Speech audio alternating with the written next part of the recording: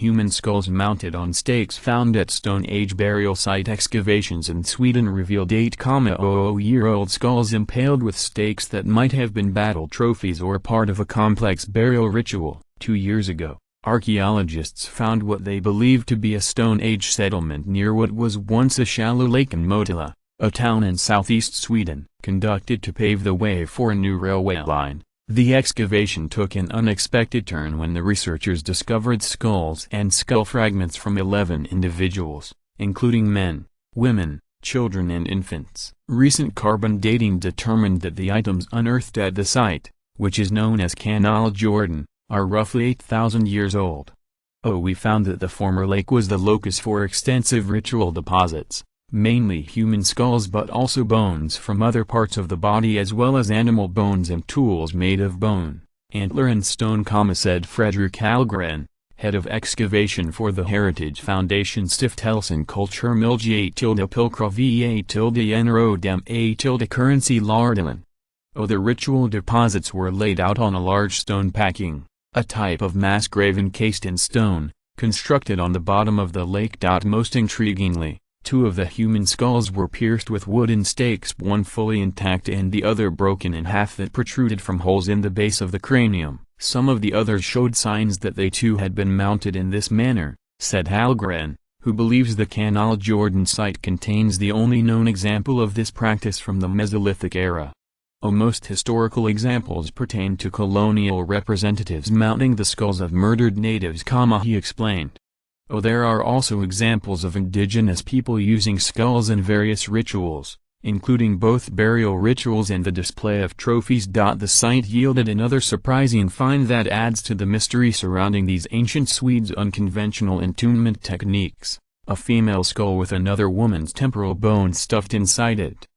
Could it be that they are close relatives, perhaps a mother and daughter? Hallgren wondered.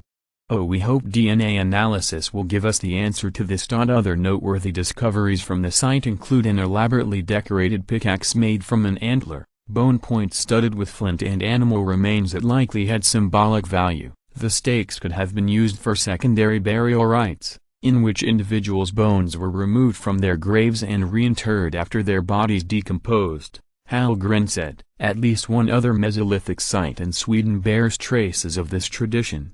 We believe the stakes were used for mounting, with the aim to display the skulls better during the complex ritual, said Hallgren. The intact stake has a pointed end and was probably thrust into the ground or possibly a bed of embers, since there are slight traces of fire during a part of the ritual. The skulls were subsequently laid to rest at the bottom of the lake. Another hypothesis about this macabre practice holds that the skulls belong to enemies killed in combat, not departed loved ones whose mourners gave them to funerals. Perhaps, Hallgren said, victorious Stone Age warriors mounted the heads of their foes on stakes and carried them home from battle as war trophies. The researchers believe laboratory analysis of the remains might support or rule out this scenario. Sulfur and strontium isotopes in the bones will give information on whether the skulls represent locals or come from a distant place, and DNA analysis will hopefully elucidate if the interred individuals are related or unrelated strangers, said Hallgren. These data will give clues to if the depositions represent secondary burial rituals or trophies of defeated enemies. Hallgren and his colleagues believe that nomadic bands of Mesolithic Swedes roamed the region's forests and shores 8,000 years ago, moving on a seasonal basis between summer and winter camps. They were hunters and gatherers, and not least fishermen, he said.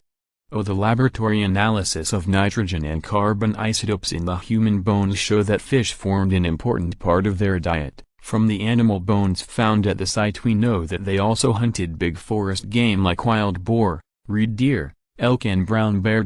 For this far-flung population, Canal Jordan likely served as a sacred meeting spot, Hallgren said.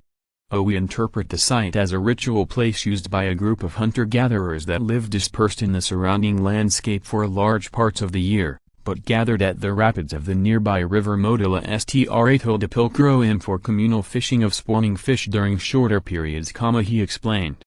Such gatherings were, we believe, the time for social interaction like arranging marriages, making offerings and burying the dead.